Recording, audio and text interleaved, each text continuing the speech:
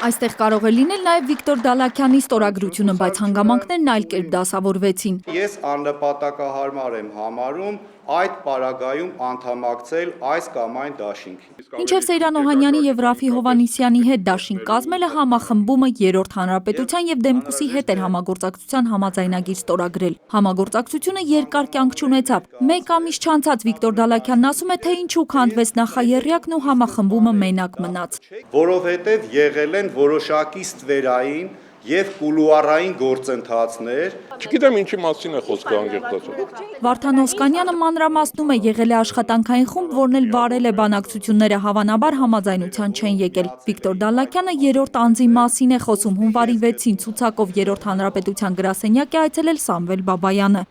Օհանյան, Ռաֆի Հովհաննիսյան, ուրեմն Վարդան Օսկանյան համախմբում։ Վիկտոր Դալաքյանն այդ ցուցակում 11-րդն է եղել։ Սամվել Բաբայանի առաջարկը մերժել է, ասում է, ոչ թե նրա համար, որ ինքն առաջին տասնյակում չէր, այլ որ համամասնությունը չի պահպանվել, եւ առաջին 10-ից 7-ը համախմբում կուսակցությունից են եղել։ Պատճառներից մեկը այդ համագործակցությունը դադարեցնելու նաև դա է, որովհետև Բաբայանը ներկայացնում է համախմբումը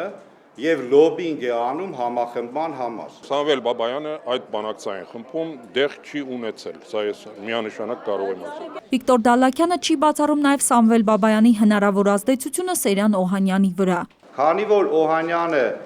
նոր է մտնում քաղաքական ասպարեզ, կարող էին որոշ մարդիկ նրա քաղաքական անփորձությունը օգտագործել այլ նպատակներով։ Իմ վրա ոչ ոք չի կարող ազդեցություն գործել։ Երրորդ հանրապետությունը եւս մեկ չկայացած համագործակցության մասին է խոսում։ Վիկտոր Դալաքյանն ամեն ինչ արել է, որ Ծառուկյան-Օհանյան-Դալաքյան գիծը կայանա, նույնիսկ հանդիպումներ է կազմակերպել, բայց ասում է Ծառուկյանին ներկայացվել են ամբիցիոզ առաջարկներ, որոնք չեն ընկալվել։ Նելի Հարությունյան, Նարեկ Գալստյան, ժամը լրատվական։